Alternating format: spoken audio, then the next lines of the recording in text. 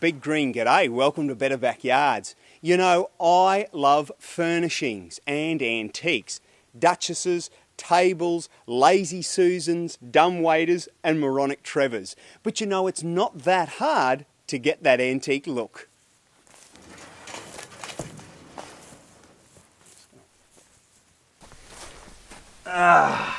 Check out this little beauty I picked up from the tip shop for a cool $700.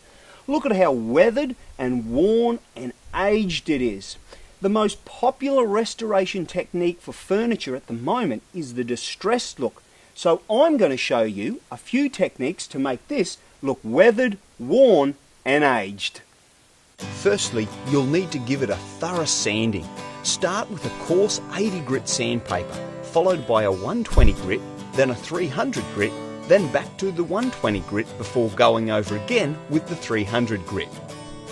Then a 95 grit, a 435 grit and a 900 grit, after which you'll then give it a going over with some wet and dry. And then again with the 80, the 120, the 435 and the 300 grit. You'll need to repeat this sequence 3 times. It's best to then use a wire brush and the tippet stroke scouring method, which you should all be familiar with. Sand it back. It's time for some tough love, so take to it with a hammer like an underpaid Indonesian abattoir worker. Sand it back again. You'll reap a better finish later if at this point some Tasmanian snapdragon oil is applied. Careful, it's highly carcinogenic and illegal.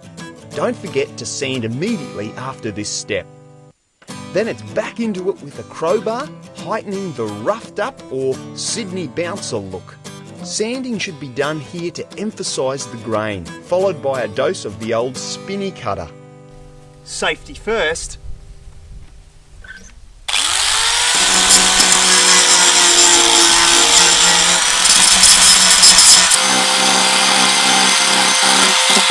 Get creative with how you might apply a rugged look.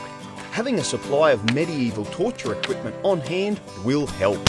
The difference between a good distress table and a great distress table is the level of distress you go to.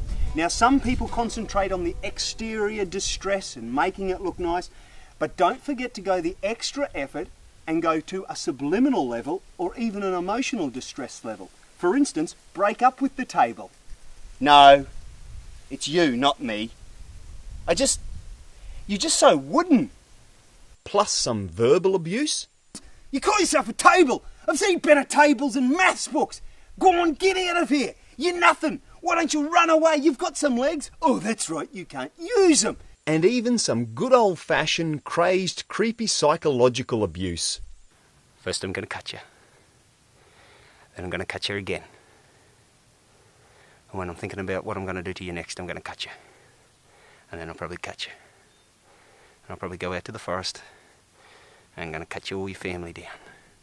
And I'm going to turn them into something. Probably a toy train set. One where the wheels turn and they all connect with a little piece of rope. But not you, because you'll be out here being cut. Your best friend here is then the sandpaper, so a good sanding is in order. With a solid foundation of distress established, it's time to bring in the heavy hitters, literally, to really embed the sense of inner breakdown and total physical depletion.